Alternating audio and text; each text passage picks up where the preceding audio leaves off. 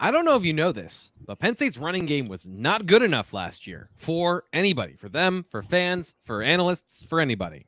So today on the BWI Daily Edition, in our preseason primer, we are taking a look at the guys toting the rock. Is there more hope this year than there was last year, and will Penn State be able to run the ball? All that today on the BWI Daily Edition.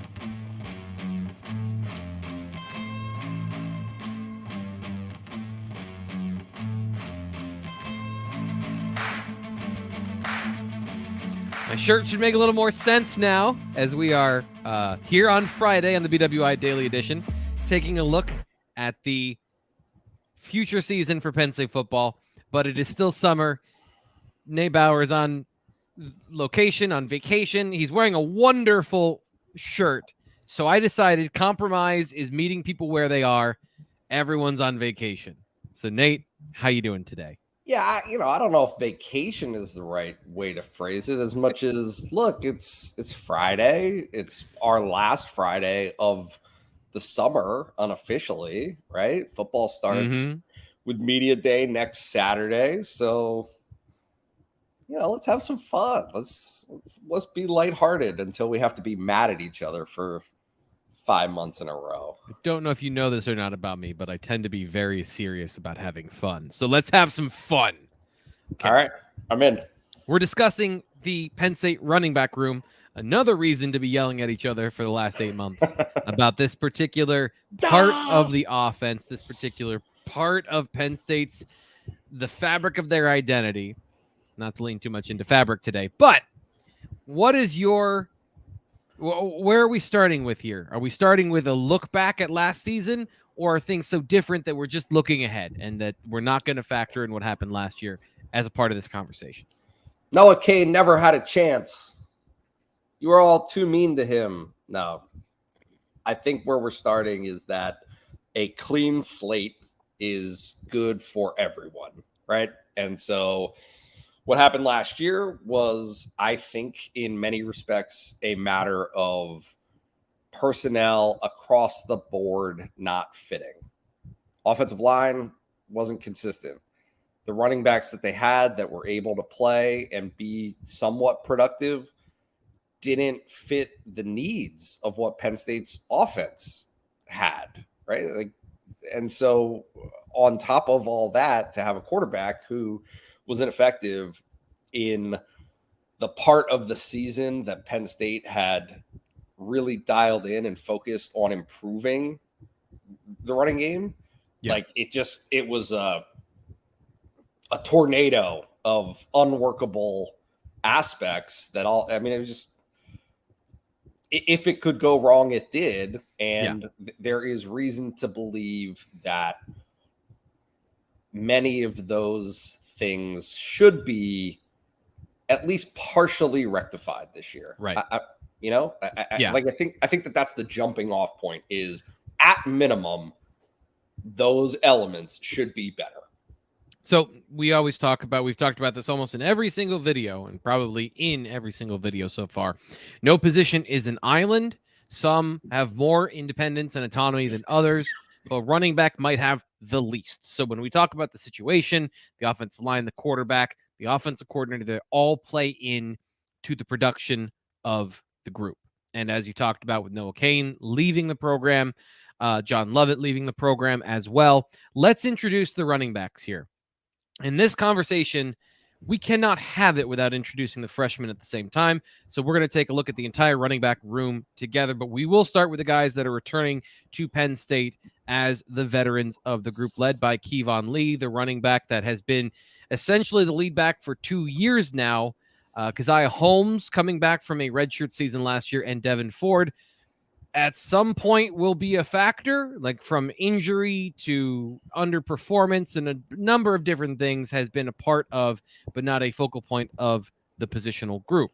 Moving on to the freshmen, Nick Singleton, the 5-star superstar from Governor Mifflin, and 4-star running back from IMG Academy, Katron Allen. Both look like guys that are going to burn their red shirt early and have been here and have been impressing people since they both enrolled early. So those are the players that we're talking about.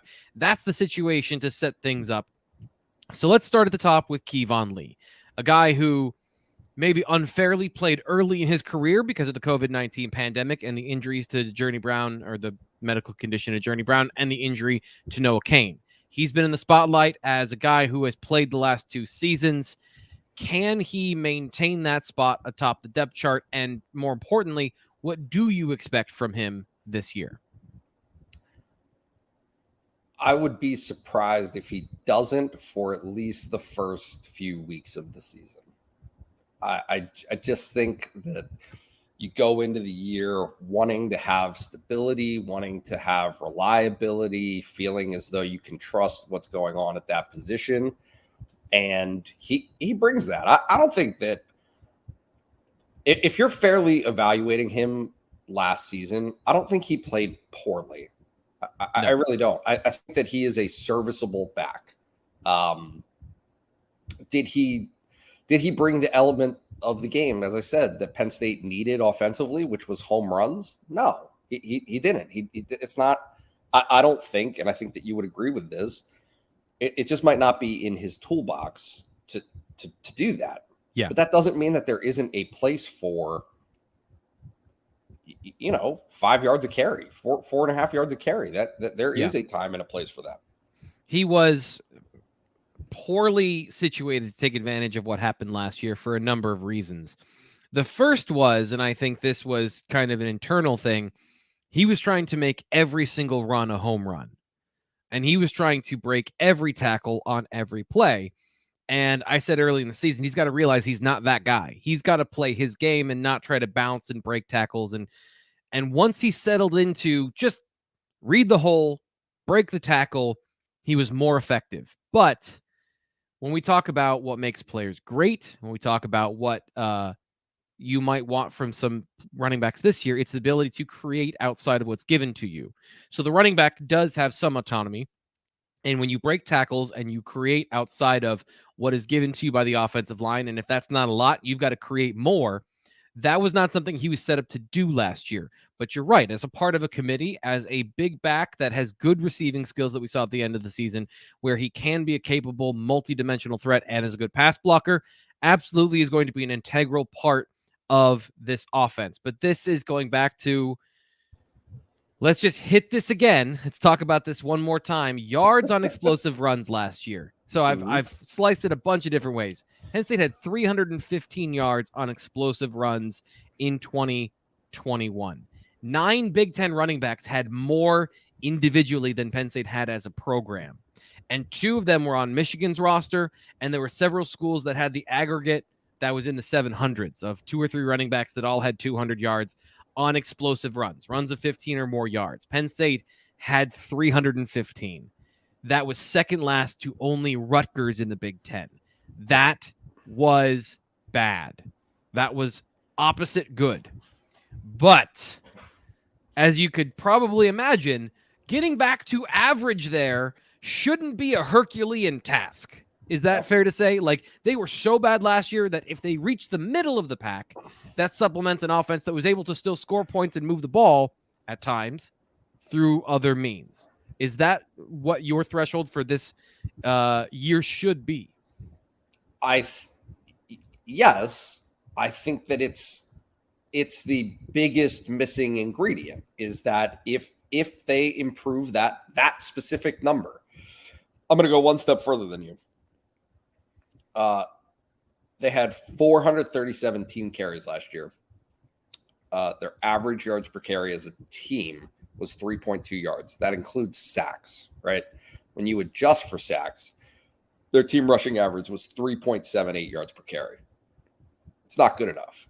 It's not good enough. And a big part of that number, I'm beating the dead horse here, but a big part of that yards per carry number is having, like, you can actually like in real life, you can average 4 yards a carry, and that's plenty, right? Like that's okay. But 1 of every 10 carries that you have, 1 of every 15, 2 of 15, whatever the ratio is, has to go for 25, 40, 60 if you're lucky, right? Like you have to be able to bring that to the field, because if you don't, that number, that plain boiled down yards per carry average just plummets. It takes a beating over the long haul of what you're trying to do for the season. So we know the guys that it's not going to be. Noah Cain no longer on the roster, and Keyvone Lee, we've identified maybe that.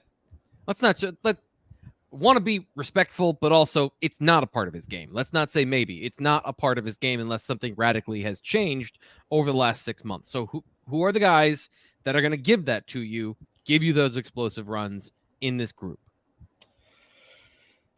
Good question. I mean, if you want the nice answer, it's we'll see, right? Like maybe it's Devin Ford. Maybe Devin Ford brings you something out of the backfield that simulates that, right? Whether it's dump off passes, what have you. He still is supposed to be an elusive back who in space should have opportunities to create some things for you offensively. Again, he wouldn't be on the team if he didn't bring that to the table. But the more succinct answer is Nick Singleton. That's what Nick Singleton does. If you look at his high school tape, and again, I understand it's not the same thing. It's not the same level. If you look at his high school tape, he just rips off 80-yard carries, right? He gets from touching the ball through the line of scrimmage and into not just the second level, but the third level of the defense in the blink of an eye. He's got a burst that is uncommon. And so when that's the case, that's the whole deal is get him to there and then let him do the rest, because that is what he does, is he beats that third level and takes it to the house. Maybe at this level, it's not take it to the house. Maybe it's take it 40 yards. But either way, that it would be a supreme improvement for Penn State as a team from the running back position in that specific element of the game. BWI film analyst Nate Bauer is giving you the breakdown on Nick Singleton. I love it. You're speaking my language, Nate. But I don't speak your language. You should have told me to stop. Just say, Nate, you sound ridiculous. No, that was exactly right. That's exactly the point. And it's, as you pointed out, 1 every 10 carries. So Nick Singleton, when we talk about what he is, what he provides, we've gotten this question multiple times this offseason. Is he going to be the guy at some point? Is he going to take over the running back position? Is he going to be the superstar that we're all painting the picture and we're drawing the outline and we'll fill in the colors as it goes along? Or does he need to be a 1 every 10 carries guy? He gets 40 yards. Like, both can be a path to success for Penn State, and it doesn't have to be all or nothing. So what do you think there? I think it is unfair to crown him as like a birthright, right? Like I don't think that reputation, and he knows this. Everyone knows this internally. He has to be able to do it. He did it this spring. That is not debated. This spring, he impressed with with those specific types of carries. It just changes the dynamic of a practice when guys make these big plays, right? Like if that happens, if guy cuts loose and it's not just, okay, like, 10, 13 yards of carry, like that happens. You see that in spring practice. But when guys go 80, it opens eyes. And he went 80. He did that. That was something that he was able to do against Division I competition. Yes, on his own team, but first string guys, right? And so to have that in his back pocket, he has demonstrated that he's able to do that in that setting. Now he has to translate that. Now he has to take it to a game field, and whether it's at Purdue or Ohio or Auburn, whatever, those are going to be the early litmus tests of how that translates and where he is in that process of being able to take that from the practice field into a game. And he is one player that has, oh boy, that wasn't what I wanted to do. Anyway,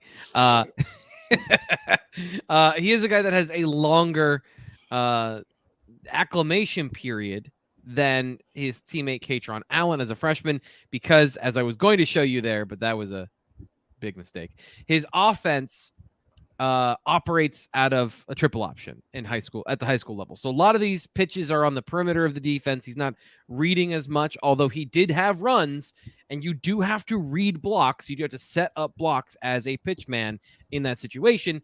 But does he know, has he acclimatized to reading inside zone correctly? Because we saw for Keyvone Lee, the ability to read those plays at times can be difficult if you haven't mastered it yet. Katron Allen has mastered it. Like, I'm going to go ahead and say he's mastered, or is at least an advanced level of knowing blocking schemes and how to run, coming from IMG Academy, of the mental aspect in a very physically accentuated position. So can he be that guy at some point to give you those yards, those explosive plays? Or is he another guy, as what he was, his profile was a power back in high school? Has he done enough to make himself kind of an in-between player, or is he going to be another Keyvone Lee type? I don't know. We're gonna have to see. We're gonna have to see what that burst is for him specifically, because I don't think that I've seen it. I don't think that you've seen it, at least at this level. Can he be more like? It would seem to me as though he fits the mold of more of an all-purpose back, that he, right? But I think that Singleton does too. I think that both, I very distinctly kind of remember James Franklin saying during the signing day ceremony, I want to say that was in February, not the early signing, the late signing, where he was like, everybody talks about thunder and lightning between these two guys, but they're both 225 plus. Yeah. They both Nick Singleton is not he's not an elusive player. Nick Singleton is a hammer. Exactly. But he's also really, really fast. He's also really fast. His top end speed is very fast. On top of, it's one thing to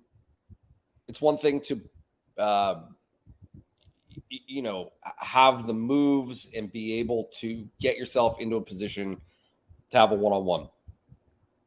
Excuse me. It's another thing entirely to turn on the jets. And when he turns on the jets, though, it's fast. Like, it legit fast. Yeah. Yeah. And so that's why I think you're right in saying the setup to be an all-around back, and the conversation about a committee and all those things. Is it I hate to paint it this way, but is it up to Singleton about how much he can learn and how much he can prove that you don't need to put other guys on the football field? Or is it really going to be that he's just got a role? And if you're projecting this, are they going to not play players? Because Miles Sanders was a very good running back, but James Franklin made the comment, when do you ever want to take Saquon Barkley off the field? Yep. So are we in a similar situation here heading into 2022? Do you think that we could have a similar situation?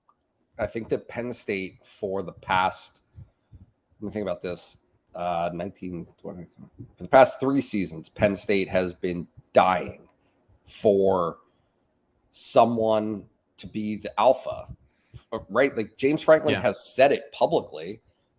And I think if you extrapolate from what he's saying, the more blunt way to say it is like, you want some guy, one of these guys, it doesn't matter who it is. You want someone to force the issue, to force the coach's hand that says, hey, we would love to get all of you the ball. We would love to be able to distribute this evenly and, make sure that everyone is happy and has a role and feels good.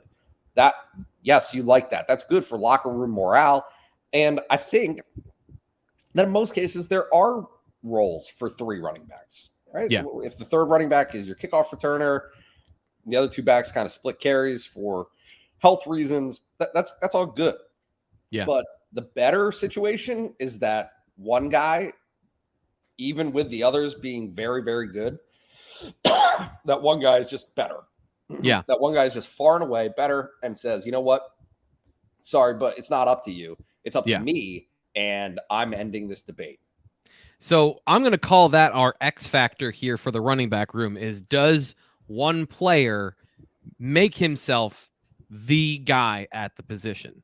And, we're kind of looking at one player, but Keyvone Lee has been the guy at the position for the last 2 seasons.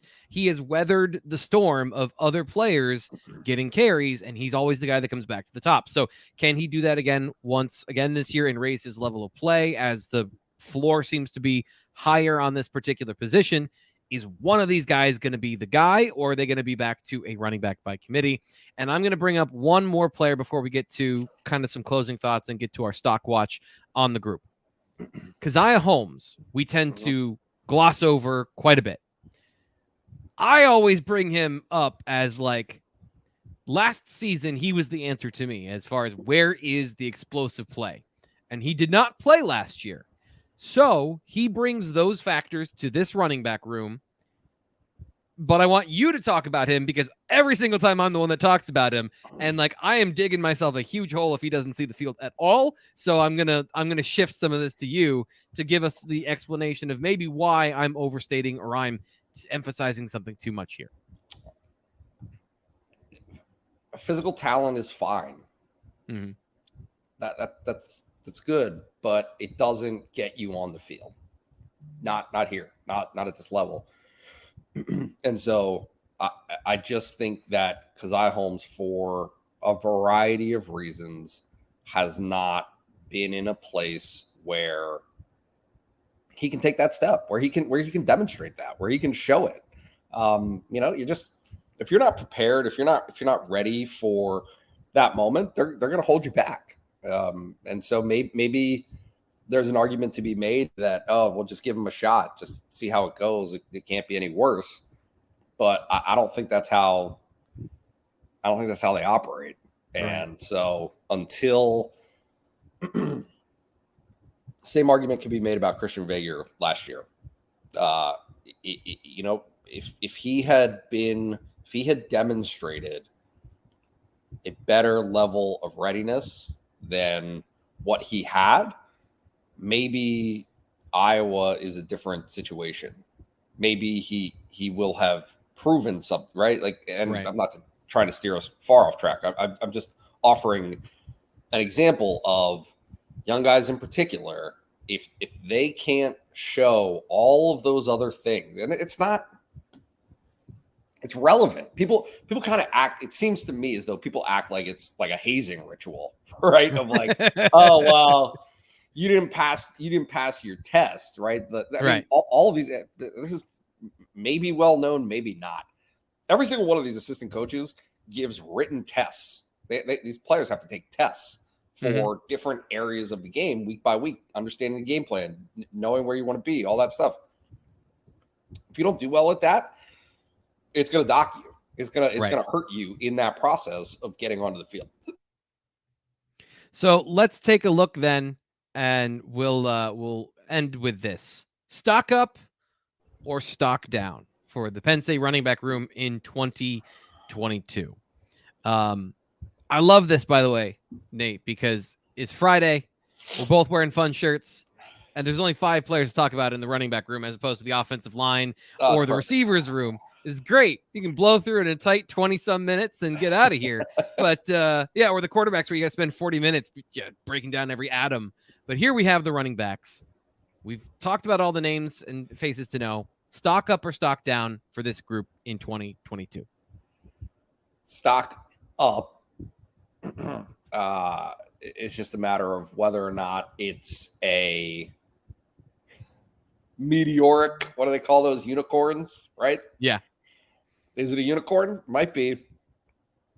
We're gonna find out. It's just, hey, like, no pressure, kid, but this is what it is. This is what Penn State needs. This is what Singleton seems to be able to deliver. And I think importantly, if he's able to do that, I think it takes some of the pressure and some of the other elements, asking others to be something that they're not, off the table. Yeah. Right. Yeah. And we see that throughout sports in general, right? Just having being in a position as a team for whatever sport. I mean, basketball, it happens all the time.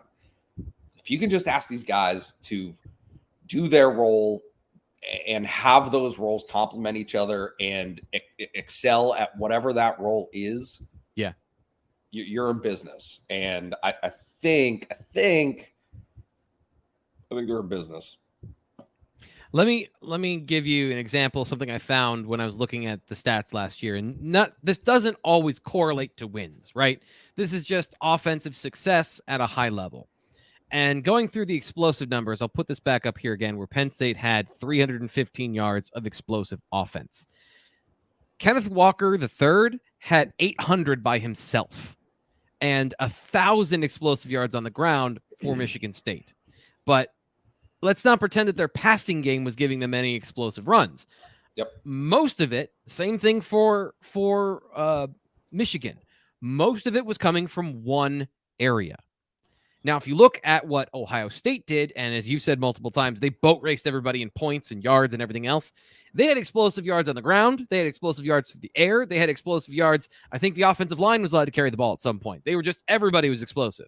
Yep. So it's not on one guy. You have all systems firing. That's obviously the ideal. But getting to a point where you're not asking Jahan Dotson or Keandre Lambert-Smith and by proxy Sean Clifford to deliver all of the explosive yards, then you're in business. Because that was another thing about last year. I love Jahan Dotson as a football player. He's a great person, but he's 170 some pounds. He was not a guy that was going to break a lot of tackles and get into the open field and get those explosive plays from short passes. He was able to do that with elusiveness, but not, as a consistent threat on the ground. So can't use that as, a supplement to the ground game for explosive plays. There was nobody else really that stepped up in any of those ways to break tackles and get yards after the catch. So you've got Dotson through the air, and you've got Dotson through the air, and Dotson through the air. Yep. This year, you might have a bunch of different things. I think Tinsley has the ability to create explosive plays. Singleton has the ability to create explosive plays. The tight ends have always had that ability. They need to prove it. So now you've got more. You just got more clips. You got more bullets in the chamber. So that is going to be for Penn State getting back to a baseline at that running back position provides that for the rest of the offense. Any closing thoughts? Yeah, just imagine forget Sean Clifford and his reputation handling pressure literally and or figuratively, right? Yeah. Because that's the rep at this point. Some of it his fault, some of it probably not. Imagine if he, like Trace McSorley, could hand off to Saquon Barkley on the first carry of the Michigan game and have a touchdown in his pocket. You go into that first quarter and you already are ahead 7-0. How do you play the rest of the game? How does that impact Trace McSorley and the way he's able to perform, the confidence that he can go? It just, maybe that's too far down the head game path, but I think it's real. I think it's real for these guys. And if you have that, if there is that element on your team, and maybe more importantly, not just that element, but multiples of that element, it's just a better place to be. It takes some of that pressure off Sean Clifford, rather than it being, like even the Wisconsin game last year, now granted, Dotson was wide open, but you still have to make that throw.